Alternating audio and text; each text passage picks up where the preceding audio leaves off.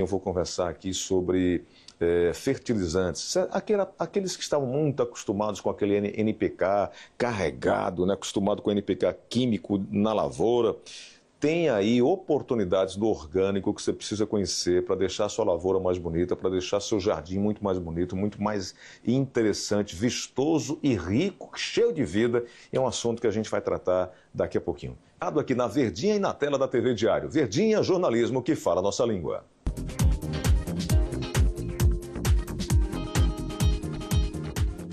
O Plano Safra 2026-2027 injeta 525 bilhões de reais no campo para médios e grandes produtores. Um acréscimo de 9 bilhões de reais em relação ao ano passado. Mas o grande assunto nas rodas de conversa desta semana é a guinada ambiental do crédito. A partir de agora, financiamentos com juros subsidiados pelo governo estão terminantemente proibidos para propriedades que prevejam qualquer supressão de vegetação nativa. É o dinheiro público carimbado para preservação. Além disso, os novos contratos trarão a rastreabilidade total da origem dos recursos. A mensagem vinda de Brasília para o mercado financeiro e internacional é muito clara. O Brasil quer manter a liderança de exportações, mas o crédito fácil só vai para quem joga dentro das regras do jogo ambiental. Para o produtor cearense que já convive com as limitações da caatinga e busca convivência inteligente com o clima, a eficiência no uso desses recursos será o divisor de águas entre o lucro e o prejuízo nesta temporada. Já de volta com o nosso Movimento de Mercado neste sábado, e você viu mais uma pílula aí trazendo as notícias do mercado brasileiro e, obviamente, de olho com essa guerra que está acontecendo no Irã. Você viu que essa semana, já no primeiro ataque, novo ataque dos Estados Unidos contra o Irã, já deu uma mexida no petróleo, né? O barril passou de 75 para 80, pode chegar de novo a 90, 100 dólares, o tipo Brent, e isso mexe diretamente com a economia. Afinal de contas, é o petróleo que a gente produz, mas a gente não refina, né? É o petróleo da base de mercadológica, de precificação, e a gente vai acompanhando esses movimentos. Bom, falando em movimento, agora a gente vai dar uma olhada naquela parte bonita, naquela parte maravilhosa que a gente vê nas lavouras, vê na jardinagem, mas também a gente vai falar sobre um assunto bem importante que é em relação aos resíduos sólidos, destinação e também o que a lei diz sobre a destinação desses resíduos. Mas para começar, vou falar aqui com a Úrsula Prado, que é engenheira agrônoma, e já converso com a Natália Nogueira. O Nogueira é mais importante que a Natália, né? Que o Nogueira é o sobrenome do marido dela, que é engenheira ambiental, que está aqui conosco para a gente conversar um pouco mais sobre esses dois assuntos que eu citei. Quem vive na terra ou cuida com carinho de um canteiro no quintal, sabe muito bem, né, que a planta ela não esconde o que sente, ela revela, né, Úrsula? Muito facilmente a gente encontra isso. Mas o segredo da produtividade e também da beleza que a gente vê na superfície não está apenas ou não está nas folhas, está escondido onde os olhos não alcançam na biologia do profundo ou na profundidade da qualidade do solo. A corrida por produtividade no campo e a busca por hortas mais seguras em casa trouxeram a busca cada vez mais por hortas mais seguras, que trouxeram um veredito técnico. Nutrir a planta sem cuidar da vida do solo é empobrecê-la amanhã. É a diferença entre o estímulo passageiro do adubo químico e também a construção de fertilidade duradouro que a nutrição orgânica entrega, e já a gente aprofunda isso. Das grandes lavouras, por exemplo, que sustentam a economia aos vasos que trazem vida para a nossa varanda, o manejo inteligente dos nutrientes mudou de patamar. Para destrinchar toda essa história, a gente convidou aqui a Úrsula, que já é de casa, já conversamos recentemente lá na PEC Brasil. Úrsula, bem-vinda, tudo bom? Muito obrigada. Prazer estar de volta aqui com De novo, né? você. Tá virando minha colega de trabalho. Vou fazer um curso avançado já. Você dá as boas-vindas também aqui para a Natália. Tudo bem, Natália? Bem-vinda, viu? Muito obrigada pelo convite. Úrsula, quando a gente fala sobre produtos fertilizantes, a NPK, que é um produto altamente químico, utilizado na lavoura, qual é o argumento definitivo que mostra que o adubo orgânico não é apenas um complemento, mas sim a base de um solo sustentável? Pronto. Químicos e orgânicos, eles têm estratégias diferentes. E aí, quando a gente fala da adubação orgânica, ela é uma adubação de longo prazo. Então, talvez a gente não vai desenvolver ali algo que vai ser visto ali naquele momento. É uma adubação de longo prazo. É realmente favorecer o desenvolvimento da microbiota do solo, a riqueza ali, vamos deixar aquele solo mais rico, mais nutrido, e isso a longo prazo vai reverberar na minha planta. Ela vai se tornar uma planta mais vistosa, uma planta mais saudável. Então, tudo começa pela terra. Então, quando eu coloco ali uma adubação orgânica na minha terra, isso vai reverberar diretamente. É aquela coisa, tem aquela frasezinha, a terra mostra. É verdade. E muita gente quer celeridade no processo, mas a terra também precisa de um tempo e ela cobra por esse tempo, né, Úrsula? Exatamente. A adubação orgânica, ela, na verdade, ela é contínua, né? A gente faz uma aplicação hoje, ela vai se desenvolver ali, ela vai ser incorporada aos poucos pela terra, pelas raízes. Então, ela é algo contínuo. Não é imediatista, então a gente não pode esperar isso de uma adubação orgânica, mas ela é efetiva e ela é de absorção a longo prazo. Pois é, o outro processo é que, para quem quer, né, a rapidez, costuma usar aí o adubo químico, que às vezes essa celeridade há um comprometimento na qualidade e na longevidade dessa plantação. Enquanto o orgânico ele entrega um saldo duradouro para a safra seguinte, que deva ser a grande preocupação de quem está nos acompanhando agora, que quer ter um campo mais saudável, mais duradouro, mais vistoso e pensa na qualidade do solo para gerações, né? Exato. O orgânico, como o nome já diz, né? É um produto orgânico. Muitas vezes é um composto orgânico, é um humus de minhoca. Então, ele é um produto que ele foi elaborado de uma forma natural e ele vai ser muito mais facilmente incorporado ali pelo terreno e vai ser armazenado ali. E aí, como quando a gente fala de longo prazo, é que ele vai ser absorvido e ele vai ter um saldo, tanto para a terra quanto para as raízes, para ser reabsorvido novamente em outras safras. A gente vai deixar ali, no meu solo, uma herança. Isso, uma herança. Através da favorecendo a microbiota, bactérias benéficas, que elas estando ali, eu vou ter como herança na próxima safra um solo rico, um solo já nutrido. Úrsula, quando se fala no orgânico líquido, muita gente acha que a chuva vem, leva, lava e vai embora. Não fica nada. É verdade? Não, o orgânico líquido, ele é absorvido, ele é aplicação foliar, no geral. Então, ele é absorvido pelas folhas, ele é por contato. Então, os fertilizantes líquidos, eles não saem assim? Não saem. A não ser que a gente faça uma aplicação e tenha uma chuva exatamente após a minha aplicação. Aí sim, eu preciso refazer essa aplicação. Eles são uma espécie de fixação? Tem, sim. Os fertilizantes líquidos, eles têm a gente chama de adjuvante, que é um fixador, chamando assim. Um fixador que o produto ele é mais facilmente em contato com a pele da planta, que seria a folha, para deixar o nutriente ali fixado. E aí a gente consegue ter uma maior absorção desse produto, do fertilizante, na planta. Por isso a gente sempre indica a aplicação de fertilizantes líquidos ou no começo da manhã ou no final da tarde, que são os horários de melhor absorção. E se por um acaso fez a aplicação e está num dia chuvoso, a gente indica que faça aplicação em outro dia, ou se por um acaso choveu mesmo, ali não estava esperando, refazer a aplicação.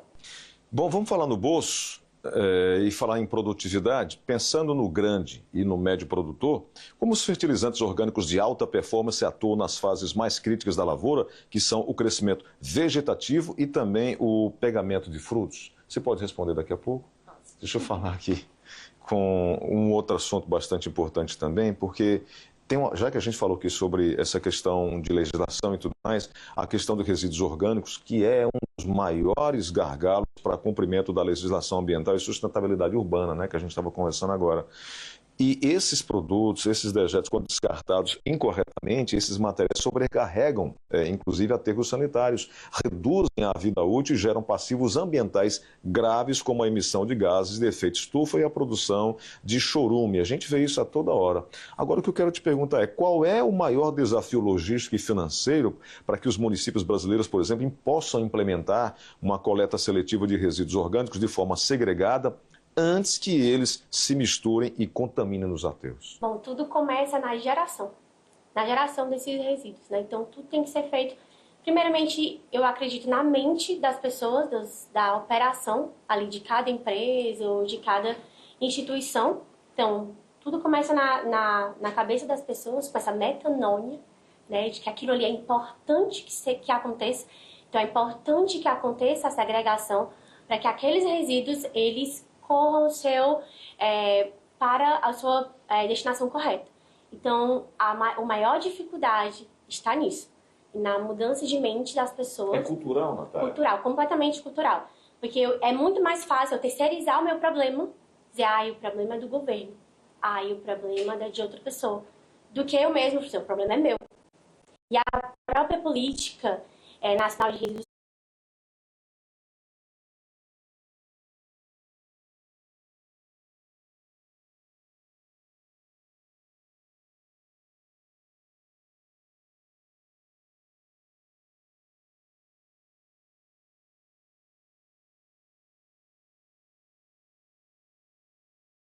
Incentivos fiscais reais para indústrias e condomínios que adotam a compostagem local, por exemplo?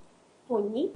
Punir, ou multar, ou criar algo que possa dificultar? Sim, eles são constantemente alertados, mas a política, ela traz mais uma conscientização. É mais educacional, então? É mais educacional, ela traz mais uma conscientização. Então, ele tem os seus graus de prioridade, e que o primeiro grau seria não produzir, o segundo grau, reduzir, o terceiro grau de prioridade, que seria reciclar ou reutilizar, na verdade é reutilizar, o quarto seria reciclar, e o quinto seria a destinação final, que seria o aterro. Então, a reciclagem, no nosso caso, é a compostagem, que é a reciclagem dos resíduos orgânicos que são gerados, né, por todo mundo. Perfeito, muito bom. Então já volto a conversar com a Natália. Deixa eu voltar aqui para a Úrsula, só para responder aquela pergunta anterior, Úrsula, em relação à questão financeira, né? O bolso, né? Para o médio, para o grande produtor que tem interesse em fazer um uso do orgânico. A preocupação dele é em relação ao crescimento vegetativo e ao pegamento dos frutos. Então, não há problema, é boa, é uma iniciativa interessante. Os fertilizantes orgânicos de alta performance atuam nas fases críticas dessa lavoura? Ele é perfeito, ele é sempre consorciado com quando eu tenho ali o meu solo, ele está bem nutrido, ele tem com uma compostagem orgânica associado com fertilizantes de alta performance, que são voltados ali para a minha necessidade naquele momento, seja frutificação, seja floração, eles são um consórcio, são grandes amigos parceiros ali que ganham na produção, que caminham juntos na produção. E isso a gente vê cada vez mais, não só para grandes produtores, mas também para pequenos produtores e para os novos pais e mães de plantas, né? Nos últimos 6 anos, principalmente aí pós-pandemia, pandemia para cá, a gente teve um boom de jardinagem, a gente teve um boom de mercado, então a gente hoje tem uma alta procura. Antigamente as pessoas até falavam um pouco sobre, vou comprar essa planta aqui e levar para ela morrer lá em casa. Já mudou um pouquinho a conversa, e isso é muito bom. É uma coisa cultural, mas é uma coisa bacana. A gente está tendo esse desenvolvimento da educação ambiental em diferentes vertentes, tanto de separação de resíduos, quanto também de entender não só como um hobby, como terapia, mas como educação mesmo ambiental, de entender o que é que acontece ali com a minha planta. Muitas pessoas têm, eu tenho minha planta, era linda quando eu adquiri, mas depois nunca mais frutificou. E aí hoje eu já vejo uma procura muito interessante das pessoas em geral por que a minha planta não frutificou mais? O que eu posso utilizar? Qual o melhor adubo? Posso utilizar adubação orgânica? Então a gente tem esse desenvolvimento hoje, que é social e que reverbera muito no mercado. Para as pessoas assim mais agitadas, assim que são nervosas, assim, conversar com planta ajuda também, assim. Eu quero dar de presente para uma amiga assim que tem uma vida muito agitada, uma planta assim bem bonita para ela conversar de vez em quando começa o dia. Ela só tem 3 filhos, então dá tempo para poder ela conversar com a planta de manhã cedo, né? Filho, né? Tem um quarto filho. Ela só tem 3, quantos cachorros? 4 cachorros. marido, uns 3 filhos, assim, enfim, é pouca coisa para ela tomar conta, né? Pouca coisa. Mas assim, o bom é que a planta não vai ficar gritando e tal. Eu falo muito que conversa, me pergunta, essa não é uma pergunta difícil não, viu? É uma pergunta que me fazem muito. Ou é normal conversar com planta? Fulano, depois que começar a cuidar de planta, é normal. Se ela responder que é o problema. Eu concordo. Mas, assim, o problema não é conversar, é ela responder. Brincadeiras à parte, eu acho que ela responde, assim, de formas diferentes, né? Sendo bonita, dando flor, dando fruto, responde. E não só, brincadeiras à parte, não só isso, mas também é terapêutico. De fato é terapêutico. Realmente já é comprovado.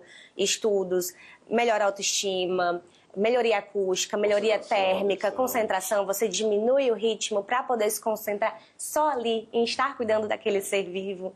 Então, eu só vejo vantagens. Maravilha. Deixa eu voltar para a Natália agora, que é a questão da viabilidade econômica também, Natália. Como transformar o composto orgânico gerado em larga escala em um produto comercialmente atraente e, ao mesmo tempo, também competitivo, frente aos fertilizantes químicos tradicionais utilizados aí pelo agronegócio e também pelo paisagismo, né? Então, hoje, as grandes indústrias e empresas, elas, em busca de suas certificações ou suas metas de aterro zero, então eles têm metas e busca de ser vistos, né, no mercado internacional. E a gente vê muito essa aterro zero, ESG, a gente vê muito está muito em voga. Muito em voga. Então, essas grandes indústrias e esses grandes empresas, às vezes nem tão grandes empresas, mas elas buscam ser vistas como, não só como publicidade, não, mas como... Política. Exatamente, como... Eu adquiri essa política, eu quero seguir essa política. Então, ela é muito bem vista, inclusive, no mercado internacional, com o ESG.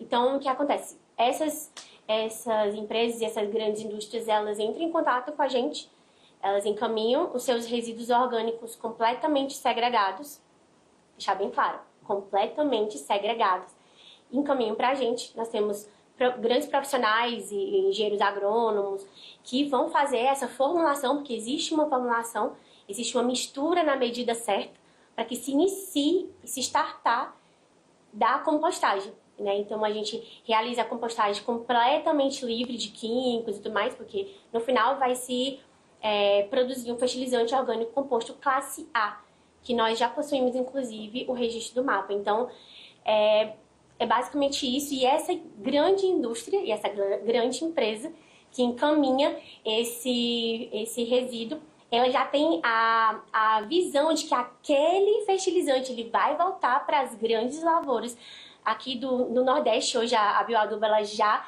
disponibiliza seu fertilizante para grandes estados aqui do Nordeste, e aí dessa forma voltar inclusive o ciclo econômico, ou seja, aquele fertilizante orgânico que foi produzido por resíduos orgânicos, ele vai para a lavoura, ela vai produzir matéria-prima que vai voltar para a indústria. Então aí eu consigo fechar a economia circular, inclusive de inúmeras indústrias, inclusive algumas indústrias que já trabalham com a gente, elas já conseguiram fechar esse ciclo. Essa questão da compostagem é um tema bem relevante, atual, importante. E depois eu quero até trazer aqui um advogado para a gente falar em termos jurídicos, né, do que diz a lei ambiental, orientar, porque tem muita gente fazendo a coisa errada, muitas vezes até por desconhecer, né, a própria legislação, e não entender isso pode colocar a sua empresa, a sua fazenda, enfim, em risco. Natália, tem algum conselho para a gente fechar aqui? Algum conselho que você acha que possa ser útil para quem está nos acompanhando aqui na TV, no rádio, e que você que vive e gosta muito do que faz, pode passar isso para quem está acompanhando a gente? Eu aconselho que você que está nos assistindo tenha essa consciência de que você é responsável pelo resíduo que você gera, você é responsável pela segregação dos resíduos que você gera e que você realmente precisa. Na verdade, não só você, como o meio ambiente precisa que haja essa destinação correta para todos os resíduos que são gerados. Então, a gente como ser vivo, por si só, a gente já gera resíduos. Então, a gente precisa realmente que esse resíduo seja destinado de forma correta, para que não agrida mais ainda o meio ambiente do que já... Úrsula, agora para ti tem uma pergunta aqui que foi enviada por um telespectador que diz o seguinte: na hora de escolher entre adubo sólido incorporado à terra e o fertilizante líquido aplicado via foliar, qual deve ser o critério de decisão do produtor ou do jardineiro? Eles se anulam ou somam? Não, eles se somam. Eles têm atuações diferentes, como a gente estava falando, né? Hoje, eu inclusive acho que nós somos profissionais que se complementam, que se conversam muito ao longo do caminho, sabe? E aí volta para a economia circular. A gente foi entendendo todas as dificuldades, quais eram as dores dos nossos produtores, dos nossos jardineiros domésticos, e a gente foi entendendo quais eram as necessidades. E isso, aliado à tecnologia, virou inovação. Então, hoje nós temos diversos produtos que são voltados para questões específicas. Nós temos os adubos orgânicos sólidos, que eles são para favorecer a longo prazo a microbiota do meu solo, a nutrição do meu solo, que vai trazer ali como uma vitamina que a gente toma todos os dias mesmo, com suplementação, mas também existem os fertilizantes líquidos que são pontuais para necessidades específicas. Então tem fertilizantes que são próprios para a floração, que são balanceados com o nutriente correto que a minha planta precisa para desenvolver flor, para desenvolver fruto. Tem um relógio específico para poder fazer isso? Olha, meu segredo aí, eu faço adubação geral sempre a cada 6 meses. Uma adubação orgânica sempre a cada 6 meses. Tem a ver com o clima? O nosso Tem muito a ver com o clima. Eu sempre gosto de fazer adubação antes e depois da quadra chuvosa. E isso aí é um grande... o clima ele interfere muito no desenvolvimento das minhas plantas. Tanto que eu tenho plantas que vão florescer no segundo semestre, depois da quadra chuvosa. Tenho plantas que já vão desenvolver mais folhagem agora nesse primeiro período do ano. Qual é o jardim que você mora? Que você fala de um bocado de planta aí, parece que você mora num jardim, né? Um pouco. Planta lá em casa não falta, não. E aí, isso... não existe um segredo, não existe uma receita fechada. Né? É sempre a gente tentar entender qual planta que eu tô cuidando, qual é a necessidade da minha planta. Se ela é uma planta que ela é mais para folhagem, eu quero que ela cresça mais, ou se é uma planta que ela é mais floração, então preciso que ela induza mais floração. Então, não existe uma receita, existe a gente tentar conhecer ali qual é a dinâmica daquela planta e aí sim, depois de entender o que a minha planta está precisando, eu consigo trabalhar com diversos produtos hoje que a gente já possui, próprios para cada necessidade da minha planta. Legal. Quando você fala que a profissão de vocês, os assuntos de vocês se complementam, criam uma sinergia, eu também vejo aqui uma frase que eu vou encerrar esse nosso papo, também como uma sinergia. Nesses dois casos, a mão de obra, planejamento são coisas que também não se desassociam das duas áreas.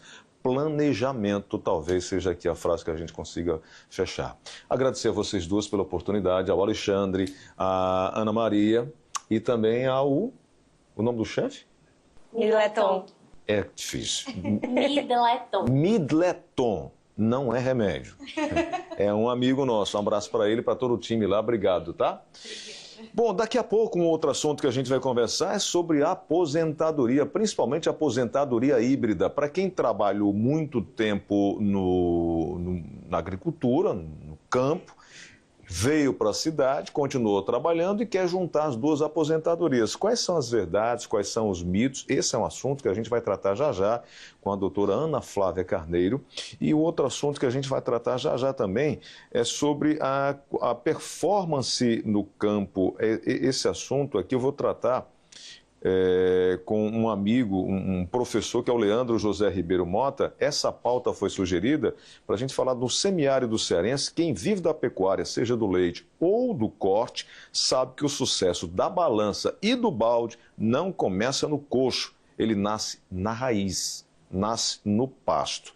Tratar a pastagem como lavoura deixou de ser um discurso de vanguarda para se tornar a única linha que separa o lucro do prejuízo, os meninos dos homens. É um assunto que a gente vai tratar já, tratar daqui a pouquinho. Você está comigo, Gleudson Rosa, aqui no Movimento e Mercado Especial do Agro, na Verdinha e na tela da TV Diário. Verdinha, jornalismo que fala a nossa língua.